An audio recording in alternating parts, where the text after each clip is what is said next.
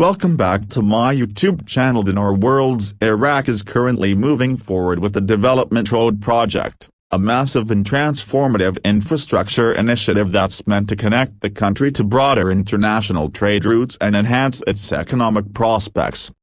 On the surface, it appears to be purely about transportation and logistics of railways, highways, and linking key cities to neighboring countries. But if you've been paying attention closely, there's a sense that something deeper is happening behind the scenes. People have been speculating for a long time about Iraq's financial and currency reforms, and this project seems to align with that narrative in more ways than one. We've heard a lot of talk over the years about potential changes to Iraq's exchange rate, its monetary policy, and its broader financial reform goals. These discussions haven't been random or without cause. They've always been tied to real developments happening on the ground. The fact that we're still here, still talking about this, should tell you something. If the Iraqi government had no intention of making a move, if they were truly going to stick with the 1,310 dinar $2 rate indefinitely, there would be no need to drag these conversations out for this long. They simply wouldn't be pursuing these massive projects or signaling these kinds of strategic ambitions.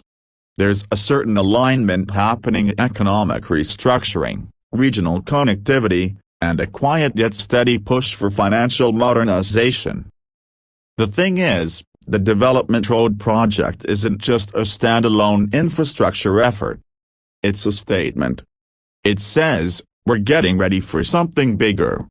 Whether that's becoming a regional trade hub or preparing for greater integration into global markets, it implies that Iraq is positioning itself to play a much more active role in international economics.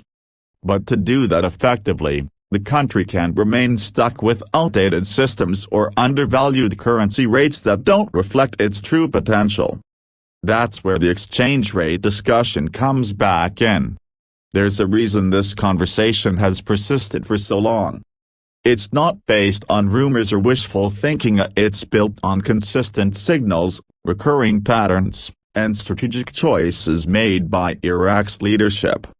We've seen signs of preparation, like financial digitization, regulatory reform, and attempts to stabilize the market. All of these actions are building blocks for something more.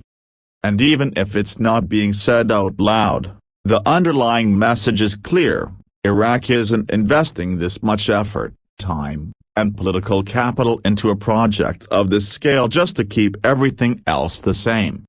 They wouldn't be making these moves under the 1,310 rate if that's where things were going to stay. It just wouldn't make sense. They'd be locking themselves into an imbalanced system while trying to move forward on a global scale, and no serious government would do that. So, while the Development Road project may be the headline, it's not the whole story. What's not being said outright might actually be more telling than what's already been announced.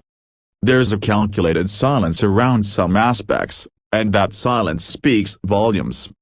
Because if you've been following this for years, you know that Iraq's trajectory has always hinted at bigger plans.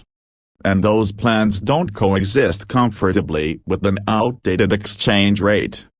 That's why we're still here, still watching, still waiting. And deep down, we know that if they weren't going to make that move, we wouldn't even be having this conversation anymore. Thanks for watching. Don't forget to like and subscribe if you feel this video fruitful.